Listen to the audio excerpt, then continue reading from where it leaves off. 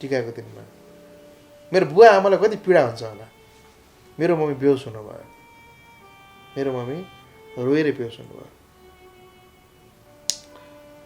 मेरो बुवा लुकी लुकी रोनुभयो टोयलेटमा गएकै। रातभरि सिक्थेँ म चोरेर। आज मैले भन्थेँ फेरि रेडियोको व्यवस्थापकले आज मलाई हेर्नु भएको छ, रातभरि म त्यो किनभने राम्रो सोधेँ यार यो। म त नि यस्तो गाह्रो कि होइन, तनावग्रस्त अवस्थामा यो चिज मैले अहिलेसम्म मिडियामा खोलेर भनेको छैन। म माथि मुद्दा छ। अब आउने 15 गते मेरो फेरि पनि तारिक छ। 81 मेरो पेटमा दुखाइ आयो। दुखाइ आए पछाडि म हस्पिटल गएँ अनि ठ्याक्कै मलाई चाहिँ 16-17 वर्ष पहिला पनि यता देब्रेपट्टिको मेरो गोलामा चाहिँ पथरी भएको थियो। त्यसको अपरेसन पनि मैले पहिला गरेको थिएँ। फेरि बल्झियो भनौँ न। प्याज काट्दाखेरि जसरी आँसु आउँछ नि, त्यसै गरी कुरा काट्दा पनि आँसु आउँथ्यो भने नि गाउँ सहरका गल्ली गल्लीमा मान्छेहरू रोइरहेको भेटिन्छन् भन्छ नि। रविदाले फसाउन खोजेको त्यही त भन्नु भने पोलिटिकल पहुँच हुन्थ्यो भने दाइलाई समाधि कसैको हिम्मतै हुन्थेन। म 29 दिनसम्म भूमिगत रहेँ। पुलिसले खोज्यो, कसैको लागि बोलिदिएको थिएँ म। दुवै पक्षको कुरा सुनेको थिएँ मैले। दुखाइ छैन, पीडा छैन होइन। म पहिलाको अवस्थामा बिस्तारै फर्किँदैछु। दुःख चाहिँ मलाई यही अर्थमा लागेको छ कि मेरो शरीरले मलाई धोका दियो। मेरो शरीरले मलाई चाहिँ खासमा सुन फलाइदिए भए हुन्थ्यो, हिरा फलाइदिए भए हुन्थ्यो, धोका दिएर ढुङ्गा फलाइदियो। म रेडियोको स्टोर रुममा सुत्थेँ, खानालाई पैसा हुन्थेन होइन। एक छाक मात्रै खाना खान्थेँ म गएर, त्यहाँ पनि 87 तिर्नु पर्थ्यो, बाँकी 300 रुपियाँ होइन। एक छाक चाहिँ मैले चिउरा चिनी र पानी घोलेर मैले खाएर 7 दिन पनि बिताएको छु। उहाँ जस्तो मान्छेले मैले फलानाको इन्टरभ्यू दिनु पाइनँ भने टिभीमा बोल्नु कुनै अर्थ छैन। बोल्ने होइन कि दाइ, के हाल लिनु पर्यो तपाईँले पिएमको इन्टरभ्यू? के पाउनुहुन्छ दाइ? त्यो लिएर के हुन्छ? पपुलर मात्रै होइन, उहाँको स्टाइल नै मलाई गजब लाग्छ। जसले मलाई मुद्दा हालेछ नि थाहा, उसँग आजमा 15-20 पटक भेट भइसक्यो तारिकमा पत्रकारितामा। मलाई रवि लामिछाने र ऋषि दामला। दर्शकवृन्द नमस्कार, अनलाइन टिभी नेपालमा यहाँलाई स्वागत छ। दर्शकवृन्द, हामी फरक समय विशेष अतिथिका साथमा उपस्थित हुने गर्छौँ। मसँग आज यस्तो अतिथि हुनुहुन्छ जसले समाजलाई राम्रोसँग निहाल्नु भएको छ। उहाँले अन्यायमा परेका पीडितलाई न्याय दिनेदेखि समाजलाई भित्री कुनासँग गएर पढ्नु भएको छ। तिनै समाजसँग भुल्दै खेल्दै अनि समाजलाई पढ्दै आउनु भएको अतिथि सन्तोष देउजा, जसले नेपाली पत्रकारितालाई विगत निकै लामो समयदेखि निहाल्दै आउनु भएको छ। उहाँको अनुभव, भोगाइ र जीवनका सङ्घर्षको विषयमा कुराकानी गर्दैछौँ। आउनुहोस् स्वागत गरौँ। दाइ स्वागत छ। हस्, धन्यवाद लक्ष्मण। के छ खबर? एकदम ठिक छ दाइ। निकै समयदेखि चाहिँ बिचमा दाइका चाहिँ एकदमै बिरामी भएको, किडनीमा प्रब्लम आएको, अलिक दुःखद खालका भिडियोहरू आए, हामीले पनि हेऱ्यौँ। खास समस्या के थियो? अब मेरो त्यति ठुलो समस्या होइन है। 81 मेरो पेटमा दुखाइ आयो। दुखाइ आए पछाडि म हस्पिटल गएँ अनि ठ्याक्कै मलाई चाहिँ 16-17 वर्ष पहिला पनि यता देब्रेपट्टिको मेरो गोलामा चाहिँ पथरी भएको थियो। त्यसको अपरेसन पनि मैले पहिला गरेको थिएँ। फेरि बल्झियो भनौँ न, थुप्रियो है। र म चाहिँ फेरि पनि अहिले चाहिँ अलिक ठुल्ठुलो 15.3 mm को, 13.8 mm को लगायतका 8-10 वटै पत्थरीहरू चाहिँ भयो। त्यसपछि औषधि खाएँ मैले, एलोपेथिक, अनि दुखाइ कम भयो। अनि यो शल्यक्रिया नै गर्नुपर्छ कि भन्ने प्रकारको कुरा भएपछि म काठमाडौँ आएँ। काठमाडौँ आए पछाडि अहिले डक्टर सल्लाह अनुसार हामी पगालेर नै यसलाई लैजान सकिन्छ कि भन्ने सल्लाह सुनिश्चित भएपछि म चाहिँ अहिले उत्साहित भएर पनि दुखाइ छैन, पीडा छैन, होइन? म पहिलाको अवस्थामा बिस्तारै फर्किँदैछु। दुःख चाहिँ मलाई यही अर्थमा लागेको छ कि मेरो शरीरले मलाई धोका दियो।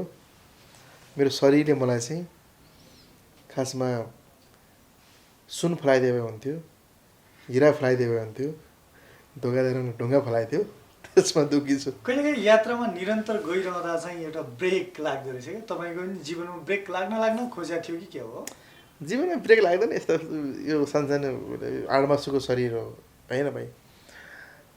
सानोतिनो कुराले ब्रेक लाग्ने भने हुँदैन। तर यही हो कि एउटा जुन प्रकारको गति थियो त्यसमा केही दिन चाहिँ मलाई एकदमै त्यसले चाहिँ रोक्यो, होइन? जस्तो सन्तोष देउजा दाईलाई चाहिँ समाजले फरक पाटोले हेर्छ क्या। सन्तोष देउजा एउटा समाजमा अन्यायमा परेका पीडितका लागि सहारा भन्ने रूपमा हेर्छ, अनि कोही साथीहरूले चाहिँ एउटा साथीको रूपमा हेर्लान्।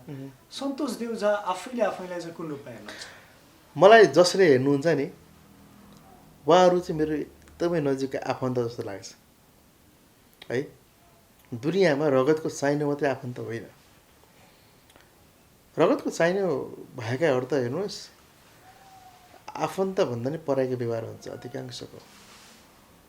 उनीहरू आफ्नो आफन्त हुँदैन, तर जोसँग भावनाको सम्बन्ध छ उनीहरू जस्तो प्रगाढ सम्बन्ध आफन्तहरू कोही हुन सक्दैन। मैले किन पनि आफन्त भन्छु भने आज धेरै दर्शकहरू हुन्छ, म उहाँलाई दर्शकै भन्दिनँ कि, परिवारको सदस्य हो मेरो। एउटा मानव एउटा इक्जाम्पल, एउटा महिला, एउटा गृहिणीले अथवा एउटा आमाले जसले मलाई नियमित रूपमा हेर्नुहुन्छ, त्यो आमाले आफ्नो छोराको भन्दा बेसी अनुहार मेरो धेरै पटक हेर्नुभएको छ। दिनमै मेरो धेरै पटक अनुहारहरू हेर्नुहुन्छ, मेरा कुराहरू सुन्नुहुन्छ, मेरा इन्टरभ्यूहरू हेर्नुहुन्छ। उहाँहरूलाई मेरो बारेमा अधिकांशलाई थाहा छ। मेरो केही कुरा लुकेको छैन लक्ष्मण। म खुल्ला किताब जस्तो, मलाई जसले पनि पढ्न सक्छ। मेरो स्थिति के छ, मेरो पारिवारिक अवस्था के छ, होइन? अनि म के गर्दछु, सबै कुराहरू ओपन छन्, केही कुराहरू लुकेको छैन।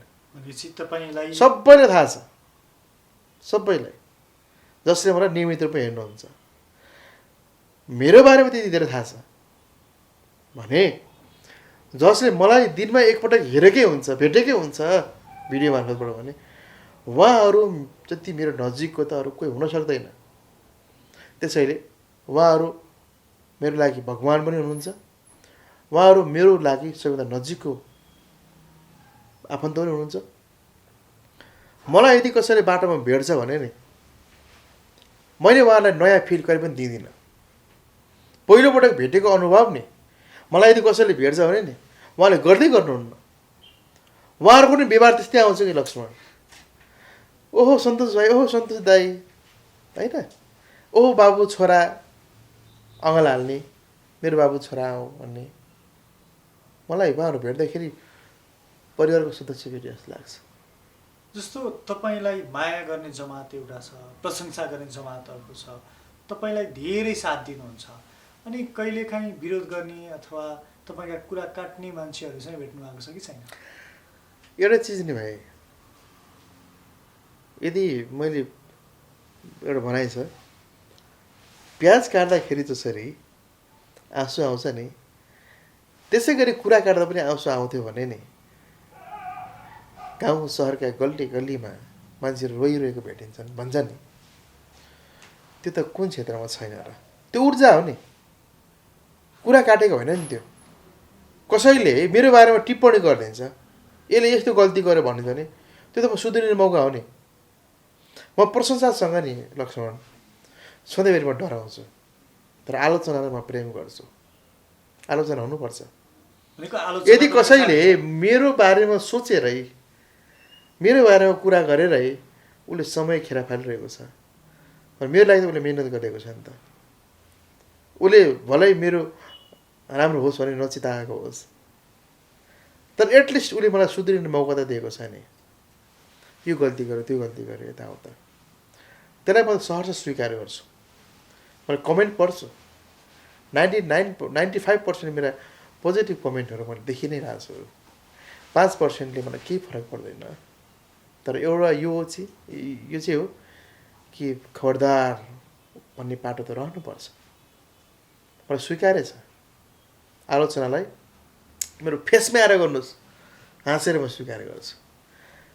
म परिस्थिति अनुसार रिसाउने मान्छे हो, तर अधिकांश समय म एउटा शालीनता नै हुनुपर्छ भन्ने लाग्छ।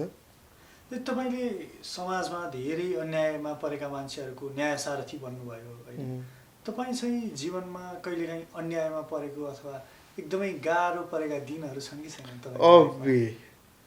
किनभने राम्रो सोधे यार यो। म त नि यस्तो गाह्रो कि होइन, तनावग्रस्त अवस्थामा यो चिज मैले अहिलेसम्म मिडियामा खोलेर भनेको छैन। म माथि मुद्दा छ, अब आउने 15 गते मेरो फेरि पनि तारिक छ। राम्रो गर्छु भन्दा पनि म माथि साइबर क्राइमको केस गर्यो। म त्यो मुद्दा खेपिरहेको छु 2 वर्षदेखिबाट। अब सालले त 3 वर्ष लाग्न थाल्यो। 76 को मुद्दा 78 हुन लाग्यो त, यो 78 त चलिरहेको छ नि, 76, 77, 78। म 29 दिनसम्म भूमिगत रहेँ। पुलिसले खोज्यो, कसैको लागि बोलिदिएको थिएँ म, दुवै पक्षको कुरा सुनेको थिएँ मैले, तर म माथि क्राइमको केस चल्यो, म भूमिगत रहनु पर्यो। अदालतबाट 25,000 धरटीमा म छुटेँ। पीडा हुन्छ भने नि भाइ, मैले त्यो सालको दसैँ मान्न पाइनँ, त्यो सालको मैले तिहार मान्न पाइनँ। नेपालमै बसेँ, म विदेश गएको थिएन भाइ। म पुलिसले खोजिरहेछ, घरमा पुलिस गएको छ टिकाको दिनमा। मेरो बुवा आमालाई कति पीडा हुन्छ होला। मेरो मम्मी बेहोस हुनुभयो, मेरो मम्मी रोएर बेहोस हुनुभयो, मेरो बुवा लुकी लुकी रुन्नुभयो टोयलेटमा गएकै। मसँग मेरो परिवारका सदस्यहरू कोही पनि बोल्न सकेन। त्यो दसैँको, त्यो वर्षको दसैँ मेरो भाइ खाली नै बित्यो, निधार खाली भयो मेरो। दसैँ जस्तो लागेन, तिहार जस्तो लागेन। म अन्यायमा परेँ, मैले मान्न पाइनँ चाडपर्व। त्यो मुद्दा अहिले पनि खेपिरहेको छु मैले। मलाई विश्वास छ म जित्छु मुद्दा, किनभने मैले कसैको केही खाइदिएको छैन। किनभने मेरो कोही प्रति म चाहिँ परिचालित भएर लागेको पनि छैन। अरू त सन्तोष देउजाकोमा आउँछन्, म अन्यायमा परेँ, मलाई गाह्रो भयो, केही कुरा मिलाइदिनु पऱ्यो। सन्तोष देउजा चाहिँ अन्यायमा पर्दा कहाँ जानु? होइन, म कानुनी प्रक्रिया छ, यो कानुन हुने प्रक्रियामा अगाडि बढेको छ। म कहीँ जाने नै होइन। त्यो अब कोर्टमा केस चलिरहेछ होइन। मेरो वकिल, हाम्रो अधिवक्ता, चर्चित अधिवक्ता स्वागत नेपालले मेरो केस हेर्नु भएको छ होइन, जसले मलाई अन्याय परेकै भन्ने फिल भएर उहाँले अहिलेसम्म पनि एक सुका पनि उहाँले फी मसँग लिनुभएको छैन। उहाँलाई छ नि त, सन्तोष देउजा भनेको यसले खराब नियत राख्दैन है भन्ने मलाई छ नि त। तपाईँ पनि चिन्नुहुन्छ स्वागत नेपाल हो नि। उहाँ जतिको एउटा अधिवक्ताले मेरो लागि उहाँ चाहिँ त्यसरी अन्याय पर्नु हुन उहाँ आफै लडेर आएको छ। जस्तो समाजमा धेरै अभियन्ताहरू छन् क्या, भाग्य नेउपाने होइन, शिशिर भण्डारी अनि अरू अभियन्ताहरू पनि हुनुहुन्छ। एउटा तपाईँ समाजमा काम गरिरहेको, मिडियामा काम गरिरहेको, समाजसँग नजिक भएकोले अरू अभियन्ताहरूलाई चाहिँ तपाईँ कसरी हेर्नुहुन्छ, कसरी चिन्नुहुन्छ, तपाईँको सम्बन्ध के छ खास? अब भाग्य नेउपाने मेरो प्रिय भाइ हो। भाग्य नेउपानेसँग मेरो पारिवारिक सम्बन्ध हो है। यहाँसम्मको सम्बन्ध हो कि म उस कहाँ गएर यो सोफामा लडिदिन्छु, ऊ मेरोमा आएर सोफामा सुत्दिन्छ, त्यही निदाइदिन्छ। ऊ रात बिरात हामी बसेर चाहिँ गफ गर्छौँ होइन। खास के कुरा हुन्छ तपाईँहरूको? मिडियाको कुरा हुन्छ कि घर परिवारको कुरा हुन्छ कि? हाम्रो बिचमा साथीभाइको गफ हुन्छ होइन, मजाक हुन्छ। भाइ म जति गम्भीर छु नि मिडियामा देखिँदै, भाग्य जति गम्भीर देखिनुहुन्छ नि, हामी अलिक चटपटा टाइपको छौँ कि उमेरले धेरै फरक पनि छैन र म त्यति धेरै पनि होइन तर ऊ रेस्पेक्ट पनि एकदमै रेस्पेक्ट गर्ने भाइ हो र माया पनि गर्ने भाइ हो भागी निपाने नि डाउन टु अर्थ भन्छ नि त्यस्तो हृदय भएको मान्छे हो होइन अब हाम्रो गफ हुन्छ कस्तो गफ हो नि अब कतिलाई त जान्नु मन अनि लाग्यो। कति बेला त खानेकुरा गफ हुन्छ होइन यो खाम न त्यो खाम न होइन अनि कहीँ घुम्न जाऊँ न भन्ने गफ हुन्छ हाम्रो अनि लगाउने कुराको गफ हुन्छ होइन मजाको हुन्छ नि त दाइ तपाईँ लागेको राम्रो छ भन्ने चाहिँ ऊ होइन के लाग्यो अब मैले पनि तिमी लागेको राम्रो छ भन्छु किनभने ऊ पनि फेरि एकदमै सौकिन मान्छे पनि हो होइन त्यति भनेर त्यति ऊ पनि होइन तर उसले आफूलाई फिट एन्ड फाइन राख्ने मान्छे हो कि पाइने भने मैले देख्दाखेरि भेट्दाखेरि देखेको होइन शिशिरलाई चाहिँ कसरी लिनुहुन्छ? कस्तो शिशिरजीसँग पनि मेरो व्यक्तिगत सम्बन्ध राम्रै छ होइन हाम्रो भेट अब नलुकाइकन भन्नुपर्दा एकपटक भएको छ प्रत्यक्ष भेट चाहिँ त्यो पनि एउटा कार्यक्रममा भएको भेट हो होइन फोनमा गफ त हाम्रो धेरै पटक भएको छ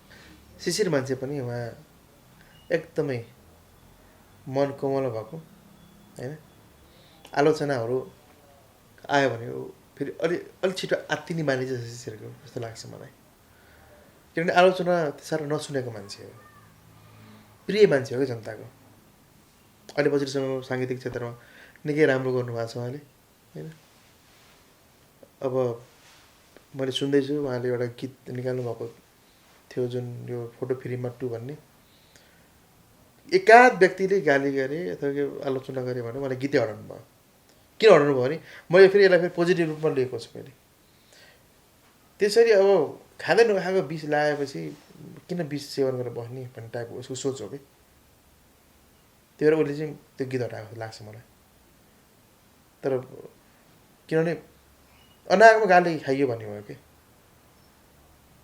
त्यस्तो मनको मान्छे होइन शिशिर भण्डारी मलाई चाहिँ व्यक्तिगत रूपमा धेरै मनपर्छ जस्तो दाइ मैले एउटा समाचार हिजोस्ति एउटा पोर्टलमा हेरेँ थिएँ त्यो पोर्टलको नाम मैले याद गर्दिनँ धेरैका घरबार मिलाउने सन्तोष देउजाको आफ्नै घरमा यति ठुलो वज्रपात भनेर हेडलाइन लेखिएको थियो अनि भित्र चाहिँ के रहेछ भनेको दाजु भाउजूको एउटा इन्टरभ्यू रहेछ क्या तपाईँहरूको स्ट्रगलका पिरियडदेखि लिएर हरेक कुराहरू चाहिँ समेटिएको रहेछ अनि खास चाहिँ त्यो त्यत्रो धेरै वज्रपात खालको रहेन रहेछ क्या यस्ता हेडलाइनहरू भएका समाचार आउँदा चाहिँ तपाईँले आफ्नै बारेका केही अफवाह फैलाएका समाचारहरू पढ्नु भएको छ कि छैन कहिलेकाहीँ?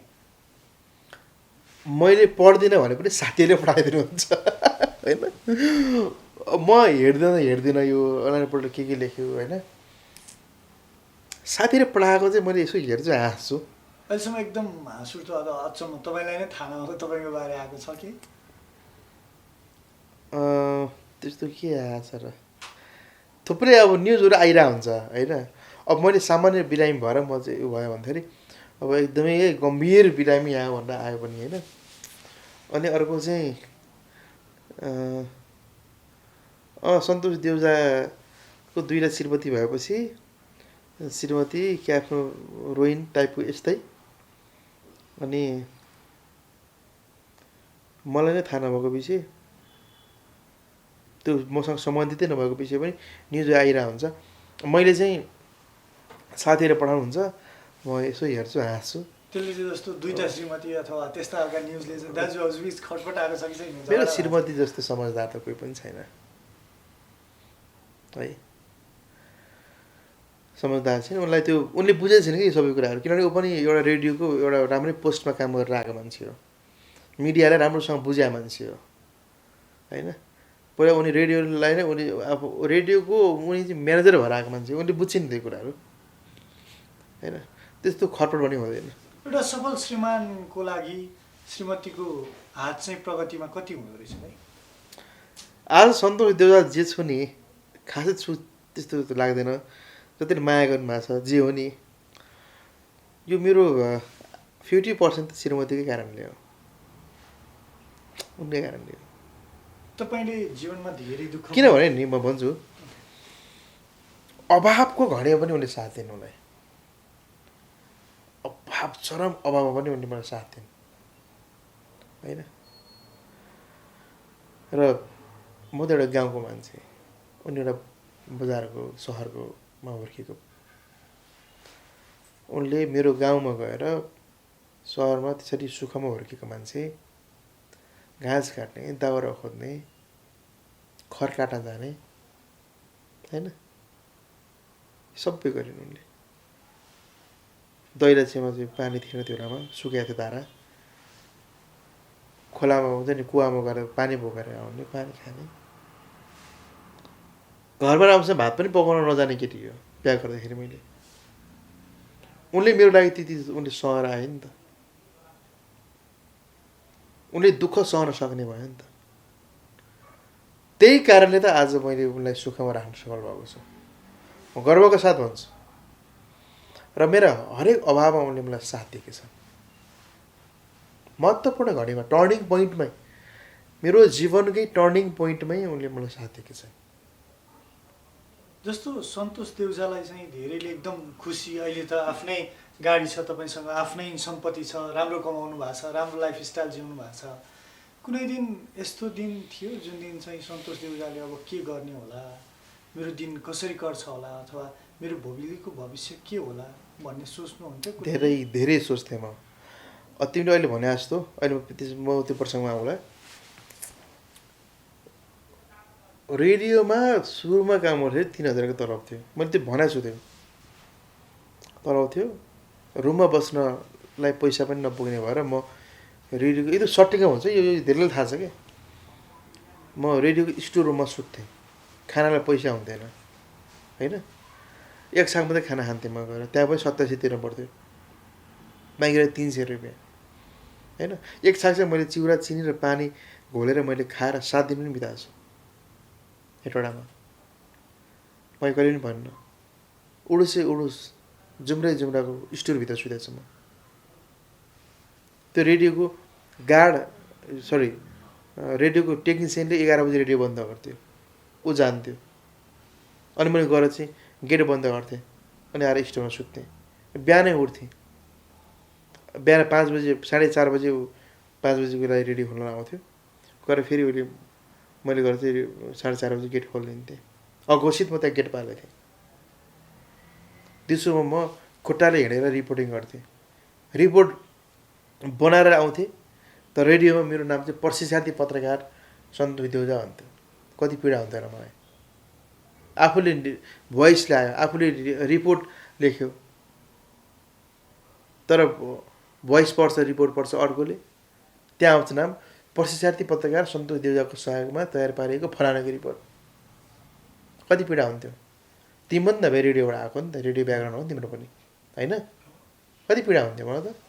दिनभरि तातो घाममा तिमी चाहिँ खुट्टाले हिँडेर तिमी चाहिँ बक्स भोइसहरू चाहिँ कलेक्टसँग ल्याउँथ्यो होला। त्यही गर्थेँ मैले। कसरी 5 जना पुर्याउने जस्तो लाग्थ्यो मलाई। 5 जना पुऱ्याए चाहिँ पुग्यो आजको कोटा भन्ने हुन्थ्यो कि। तिमीलाई रिकल भयो नि त्यो दिनहरू। अनि काट्थेँ आफै, सबै थोक आफै गर्थेँ। सुन भाइ, रेडियोमा जब टेक्निसियन जान्थ्यो राति 11 बजेपछि, त्यसपछि मैले सुरु गर्थेँ त्यो कुल एडिटर चलाउनलाई, एडभर्टाइजमेन्ट चलाउनलाई सिक्थेँ।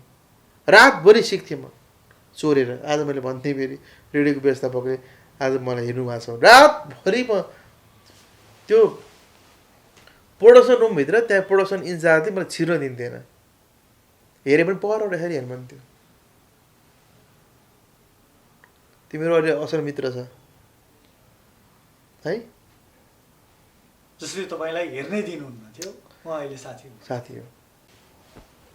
तिनीहरू गएपछि म चाहिँ रातभरि सिक्थेँ कि। रातभरि उज्यालो हुन्थ्यो, अनि गेट खोलिदिएर म सुत्न जान्थेँ। बुझ्यो नि, चिसो मौसम थियो हेटौडा हुँदाखेरि। अनि गएर चाहिँ त्यो सीमा चोकमा गएर मैले पत्रिका ल्याइदिनु पर्थ्यो, पत्रिका पढ्थेँ बिहान न्युजमा। स्ट्रगल धेरै। त्यति बेला त मैले सक्दिनँ क्या पनि भएको थियो। हार खाएको थिएँ। तर एउटा चिज चाहिँ मिडियामा 5 वर्ष टिकेपछि त्यसलाई अरू केही कुराले छेक्दैन। ऊ मान्छे प्रगति गर्यो। मेरो कर्म भनेकै मिडिया हो, अहिले केही पनि छैन। तिमीले भने जस्तो अघि गाडी छ, सम्पत्ति छ, यो छ, ऊ छ, त्यस्तो नि होइन। सङ्घर्ष गर्दैछु। तर कमाउनु भएको छ, राम्रो लाइफस्टाइल जिउनु भएको छ, हामी देख्छौँ। अब झुत्रे झाउरे भएर हेर्ने कुरो भयो त भाइ, केही कमाएको छैन मैले। अब भाइ हिँड्दाखेरि सन्तोष भन्ने सबै चिन्छन् होइन। अब झुत्रे भएर हिँड्ने कुरो भएन है, राम्रै लाउनु पर्यो। अब धेरैले माया गर्नुहुन्छ, जहाँ पाएँ त्यहीँ गरेर जस्तो पायो त्यस्तो ठाउँमा गएर खाने कुरो भएन। राम्रै ठाउँमा गएर खानु पर्यो, बाध्यता है। अब काम गर्ने जस्तो तिम्रो 3-4 जना छ नि हेर्न, एउटै बाइकमा त तिम्रो अट्दैनौ, अट्दैन नि त। मेरोमा 3-4 5जना टिम छ। बाइकमा कुदेर भयो त, मेचीदेखि महाकालसम्म दौडिनु पर्ने हुन्छ। ऋण गरेँ, पैसा खोजेँ, आधी पैसा ऋण गरेँ, आधी पैसा ब्याङ्कले ऋण हालिदियो। गाडी मेरो होइन, ब्याङ्कको हो। बुझ्यौ नि। भनेपछि अब मैले के कमाएँ त भाइ? अहिलेसम्म म डेरामा बस्छु। कतिले यहाँ मैले सुने सन्तोष दुजाले करोडौँको पैसा कमाएर घर किन्यो अरे। त्यो भ्युवर्स हेरेर हुन्छ, करोड भ्युवर्सले करोड कमाइन्छ। म भाडामा बस्छु अहिले पनि। चितवनमा मेरो परिवार, बालबच्चा, श्रीमती भाडामा बस्ने हो, डेरामा। पहिला म बारा जिल्लाको सिमरामा बस्थेँ, 7-8 महिना भएको चितवन आयो होइन। डेरा बस्ने हो, अनि सकेको चिज खाने हो होइन। यति चाहिँ हो कि परिवारसँग बस्न पाइन्छ, खुसीले बस्नु पाइन्छ। जस्तो तपाईँले भन्नुभयो 3000को तलब, त्यो रेडियोको टेक्निसियन साइडमा उडुस भएको रुममा सुतेको याद, त्यो दिन।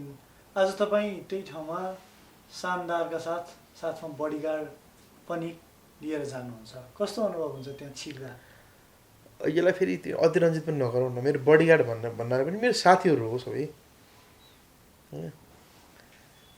टिमकै साथीहरू हो क्या। त्यो अहिलेको तपाईँ हिरो हिरोइनले तपाईँ जुन देखाउनलाई राख्छ नि बडीगार्ड हो, बडीगार्ड। टिममा हामी 4-5 जना यतिकै सुरक्षित हो क्या म। तर समाजमा धेरै ठाउँ जानुहुन्छ, धेरै केस हेर्नुहुन्छ, त्यो त पर्छ नि। कतिपटक थ्रेड आउँछ, मलाई मार्छु काट्छु। मैले के खाइदिएको छु र भनेको, मैले कसो के बिगारिदिएको छु र मार्ने गाड्ने। म पूर्व मेचीदेखि पछि महाकालसम्म आज यहाँ छु। आज म भन्छु एउटा घटना। म एकै दिनमा चितवनबाट काठमाडौँ आएर, काठमाडौँबाट भद्रपुर गएर झापा गएर, झापाबाट फेरि काठमाडौँ आएर, काठमाडौँ म धनगढी पनि गएको छु एकै दिनमा। धन प्लेनहरू चाहिँ टाइममा थियो। मान्छे बुझ्यो नि।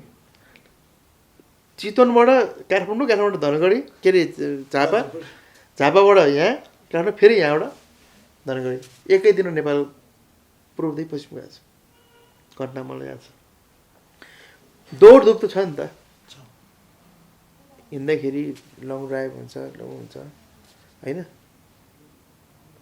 आफ्नो हिसाबले हामी चाहिँ त्यो राज्यसँग सुरक्षा माग्ने हुँदैन, आफ्नो हिसाबले हामी सुरक्षित भएर हिँड्छौँ। भनेको तपाईँलाई डर चाहिँ छैन होइन? डर काम गर्दा थ्रेट आउने अथवा लक्ष्मण, डर त्यसलाई हुन्छ जसले गल्ती गरेछ कि। मैले के चाहिँ गल्ती गरेको छु? कहिलेकाहीँ त भन्नु नि अघि जो मान्छे रोएर बसेको छ, उसको आँसु पुछिदिएको छु। जसको छोरा हराएको छ, छोरालाई भेटाइदिएको छु। तर तपाईँले पीडितको आवाज बोल्दा हिजो तपाईँलाई अहिले साइबर क्राइम चलिरहेको छ नि। त्यो त अब उनीहरूले एउटा समुदायको पनि गलत छ, अनि अर्को उनीहरूले त्यो नबुझेर गरे। अब तिमीलाई गजब कुरो सुनौ, जसले मलाई मुद्दा हालेछ नि साइबर क्राइम, उसँग आजमा 15-20 पटक भेट भइसक्यो तारिकमा। यहाँ आउँदा यो मुद्दा फिर्ता पनि गर्नलाई मिल्दो रहेछ। हेर, आउँदा जसले मलाई मुद्दा हाल्यो नि, उसँग मेरो निकट दोस्ती छ। कुरा बुझ्यो नि। ऊ र म सँगै खाना खान्छौँ, कहिले बिल उसले पे गर्छ, कहिले मैले पे गर्छु। अनि उसको व्रत हुन्छ अम्बा किनेर ल्याइदिन्छु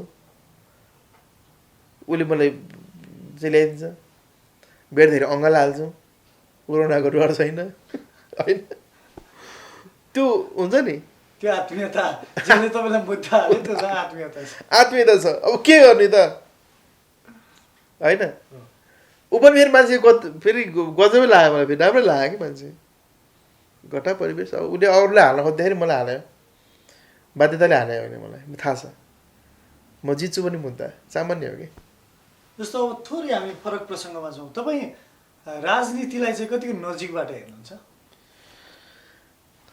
अब यो राजनीतिले नेपाललाई ध्वस्त पारिसक्यो है तर चासो चाहिँ दिन्छु म। तपाईँलाई मनपर्ने नेता चाहिँ छ कि छैन? मनपर्ने नेता मैले खुलाइनँ हेर अहिले खुलाउन चाहनुहुन्न? खुलाइनँ किनभने अब सबैले गर्न खोजेको नि तर मिलिआएन कि कहीँ न कहीँ चुकिरहेको मिलिरहेन। तर अहिले मलाई केपी ओली जुन प्रकारले उहाँले चाहिँ गर्नुभएको छ अलिकति सस्तो लोकप्रियता अलिक कम गरे हुन्थ्यो भन्ने छ। तर मान्छे मलाई केपी ओली चाहिँ खराबहरू मध्येमा कम खराब लाग्छ। कम खराब लाग्छ। तपाईँलाई मनपर्ने कलाकार चाहिँ को छ? फिल्महरू कतिको हेर्नुहुन्छ? गीत कति? फिल्म त म औधी हेर्थेँ होइन हलमै गएर नि हेर्थेँ मैले। तर अहिले चाहिँ अब कोरोनाले यो 1-2 वर्ष त हेर्नु देखाएन। त्यस बाहेक तपाईँको चाहिँ 2-3 वर्ष भएर मैले फिल्ममा हेरेको हलमा गएर। तर घरमा चाहिँ हेर्छु भनेर बस्छु निदाइहाल्छु है। दिउँसो फुर्सद हुँदैन बेलुका बसी यसो टिभी हेर्छु जम्म हुन्छ आधी फिल्म नै त पुरा हेर्नै सक्दिनँ कि निदाइहाल्छु। मनपर्ने कलाकार हिरो को हो तपाईँको? मलाई त खगेन्द्र लामिछाने नै म उसको डाई हार्ट हो। मलाई एकदमै मनपर्छ खगेन्द्र लामिछाने किनभने उसको डायलग डेलिभरी नै एकदमै रियलिस्टिक छ क्या है। अनि त्यसपछि नायिकामा मलाई चाहिँ मनपर्ने भनेको नम्रता श्रेष्ठ। उसको अभिनय मलाई म पारखिने हो अभिनयको त। तपाईँ यही फिल्ड हुनुहुन्छ पत्रकारिता होइन? तपाईँ पत्रकारितामा विगत लामो समयदेखि सक्रिय हुनुहुन्छ। पत्रकारितामा चाहिँ अब को मनपर्छ भन्दा आफै भन्नु होला, आफू बाहेक को मनपर्छ? अब खासमा म आफूलाई आफै चाहिँ मन पर्दैन फेरि आफ्नै फिल्ड भएकोले म आफै मनपर्छ भन्ने पनि होला। यस्तो छ मलाई मनपर्ने पत्रकारितामा मलाई रवि लामिछाने र ऋषि धमला। रवि लामिछाने के कुरा तपाईँलाई एकदम राम्रो? रवि लामिछाने दाई भनेको नि अहिलेको जमानाको पत्रकारिता भनेको यस्तो हुनुपर्छ भन्ने चिजको उदाहरण दिने व्यक्ति हो रवि दाई। रवि दाईसँग तपाईँको भेटघाट अथवा कुरा? मेरो दुर्भाग्य नि मेरो उहाँसँग चाहिँ परबाट चाहिँ अब रवि दाईको केस भन्थेँ म चितवनै थिएँ नि परबाट त भेट भएको छ होइन। अब अस्ति एउटा सम्मान कार्यक्रममा हामी एउटै स्टेजमा थियौँ होइन। सम्म त उहाँले मलाई चिन्नुहुन्छ म पनि उहाँलाई अब नजिकबाट चिन्छु तर हाम्रो चाहिँ बोलचाल त्यस्तो साह्रो दोहोरो बोलचाल अहिलेसम्म छैन। कुनै दिन दाईसँग छुट्टै भेटौँला। तर रवि दाई भनेको रवि दाईलाई अब अहिलेका पुराना सञ्चारकर्मीले पनि तपाईँको चाहिँ पत्रकार मान्दैनन् होइन। अझ अहिले मूलधारमा काम गर्छु भन्नेहरूले त उहाँलाई जर्नलिस्ट मान्दैनन् होइन। किनभने रवि दाई लोकप्रिय मान्छे हो चर्चित मात्रै होइन कि चर्चित र लोकप्रिय फरक हो भाइ। उहाँ लोकप्रिय मान्छे हो कि चर्चित मात्रै होइन कि पपुलर मात्रै होइन। उहाँको स्टाइल नै मलाई गजब लाग्छ। तर मैले चाहिँ अब सानो मुखले ठुलो कुरा गरे जस्तो लाग्छ। अलिकति दाइले पनि पोलिटिकल पहुँच राखिदिए हुन्थ्यो नि जस्तो लाग्छ। सुझाव है दाइ। पोलिटिकल पहुँच भनेको रवि दाई जस्तो मान्छेले मैले प्रधानमन्त्रीको इन्टरभ्यू लिन पाएन भने गरेको नि होइन। रवि दाईले नि उहाँ राजकोट अस्पताल बनाउनु भयो नि आज त्यो ठाउँमा नि सरकार हराएको ठाउँमा उहाँले सरकारको अनुमति दिनुभएको छ कि। उहाँ जस्तो मान्छेले मैले फलानाको इन्टरभ्यू लिनु पाइनँ भनेर टिभीमा बोल्नु कुनै अर्थ छैन कि बोल्ने होइन कि दाइ के खान लिनु पर्यो तपाईँले पिएमको इन्टरभ्यू के पाउनुहुन्छ दाइ त्यो लिएर के हुन्छ बोल्ने तपाईँसँग आएर बोल्ने त्यही कुरा हो ऋषि दाइसँग गएर बोल्ने कुरो त्यही कुरा हो भुजन दाइसँग गएर बोल्ने कुरो त्यही कुरा हो त जनताको मान्छे हो जनताको कुरा सुन्नुपर्छ सुन्दै आउनुभएको छ त्यसले गजब छ दाइ भनेको राजनीतिक पहुँच रवि दाइलाई फसाउन खोजेको त्यही त हो नि भने पोलिटिकल पहुँच हुन्थ्यो भने दाइलाई समाधि खुसी हिम्मतै हुन्थेन यसो केही पनि छैन भन्ने टाइपको सोच्यो नि त त्यहाँ त त्यो हुन सक्दैन त्यो त्यही भएर मलाई अलिकति के छ थाहा छैन होइन तर अलिकति राजनीतिक पहुँच प्रभाव चाहिँ दाइले छ होला तर अझ स्ट्रङली जानुपर्छ जस्तो ऋषि धमलालाई चाहिँ धेरैले अन्तर्वार्ताहरूलाई बोल्नै दिनुहुन्न भन्दा अलिक बढी आलोचित अनि केही प्रशंसा पाएको पनि हुनुहुन्छ उहाँलाई चाहिँ कसरी हेर्नुहुन्छ ऋषि दाई आज ऋषि धमला बनेको उहाँकै स्वभावले हो नि त्यो स्वभाव चिन्नु हुँदैन क्या ऋषि धमला एउटा ब्रान्ड हो क्या उहाँको जे स्वभाव हो नि त्यही स्वभावले बनायो क्या ऋषि धमला रवि दाई जे हुनुहुन्छ नि दाइकै स्वभावले बनायो क्या उहाँ आफ्नै स्वभावले र म जे छु नि मेरो स्वभाव यही हो कि त्यसले गर्दाखेरि ऋषि दाइ जे छ ठिक छ मलाई मनपर्छ लगभग हामी अन्तिम चरणमा आइसकेका छौँ आज तपाईँका केही व्यक्तिगत कुरा अनि अलिक फरक प्रसङ्गमा रहेर नि हामीले कुराकानी गऱ्यौँ अन्तिममा जाँदा जाँदा दाइलाई मैले केही कुरा अब निकै लामो समयपछि मिडियामा आउनु भएको छ तपाईँको अब आफ्नै अन्तर्वार्ताहरू त आउँछन् तर यसरी तपाईँका कुराहरू भन्ने मौका तपाईँ अब अलिक कम बोल्न पनि रुचाउनुहुन्छ मिडियामा केही भन्नु मन छ आम दर्शकलाई अब मैले तिमीलाई थाहै छ होइन इन्टरभ्यू लिने मान्छे हो इन्टरभ्यू लिने मान्छेले इन्टरभ्यू दिइरहेको राम्रो हुन्न कि अब कहिलेकाहीँ यस्तो हुन्छ कि अप्ठ्यारोमा परिन्छ होइन बोल्न र ठिकै छ त नि साथीभाइ भन्ने हो होइन मलाई त देख्ने त मेरो च्यानलबाट त हेर्नु भएको छ नि त दैनिक रूपमा हेर्नु भएको छ मेरो कुराहरू सुन्नु भएको छ उहाँहरूले होइन तर मलाई भाइको चाहिँ प्रस्तुति राम्रो लाग्यो है मैले भाइको धरहराको रिपोर्टिङ हेरेको थिएँ है त्यो रिपोर्टिङ मलाई मन पऱ्यो धरहरामाथिबाट गरेको अनि मैले कुरा पनि गराएको थिएँ है यसै गरी अगाडि ट्र्याकमा बढ्नु होइन यो राम्रो छ यो फिल्ड यो क्षेत्र भाइहरू जस्तै एउटा क्रिएटिभ माइन्ड भएको मान्छे चाहिएको छ यो क्षेत्रमा न कि खालि तपाईँको चाहिँ माइती गएर मण्डललाई कुर्ने घुर्र दौडिने क्यामेरा बोक्ने होइन अहिले आफ्नो हिसाबले बोल्ड भएर जनताको लागि काम गर्ने हामीले यो क्षेत्रमा भविष्य छ हामी कहीँ जानु पर्दैन नेपालमा जे छ हामी नेपालमा डाँगा गर्नुपर्छ टिम मिलेर गर्नुपर्छ है व्यस्त हुनुहुन्थ्यो दाइ समय दिनुभयो कुराकानी गरिदिनु भयो यो दाइसँगको एकदम सौहार्दपूर्ण वातावरणमा कुरा भयो मलाई पनि एकदम खुसी लाग्यो यो व्यस्तताका बावजुद समय दिनुभयो दाइलाई धेरै धेरै धन्यवाद एकदम पीडितका साथ रहनुहुन्छ दाइको स्वास्थ्य पनि एकदमै छिटो अझै रिकभर होस् यहाँलाई शुभकामना र समयको लागि धेरै धेरै धन्यवाद हस् धन्यवाद छ अनलाइन टिभी नेपाल हेर्नुहुने सम्पूर्ण दर्शकहरूलाई आज के बोलेँ भाइले के बोल्न लगाए मलाई थाहा छैन होइन जे होस् अब केही मिस्टेक छन् भने तपाईँहरूले चाहिँ सुधारेर हेरिदिनु होला कसैलाई गर्ने सम्बोधनमा तपाईँहरूले मेरो कोही कमी राखेको छु भने पनि त्यहाँ तपाईँहरू चाहिँ मिलाएर बुझिदिनु होला यो बोलिने यस्तो व्यवहार यस्तो हो होइन सबैलाई फेरि पनि धन्यवाद र अझै पनि राम्रो होस् अब म हिजोको दिनमा जति अलिक बिरामी देखिन्थेँ आज त्यो छु त आज अलि फ्रेस देखाएको छैन अलिक बिरामी देखिरहेछ तर नि फ्रेस देखिरहेछ कहिले बिरामी भित्रबाट गाल्छ होइन तर फ्रेस हुने प्रयास हुन्छ है त्यही हो हस् धन्यवाद थ्याङ्क यू सबैलाई नमस्ते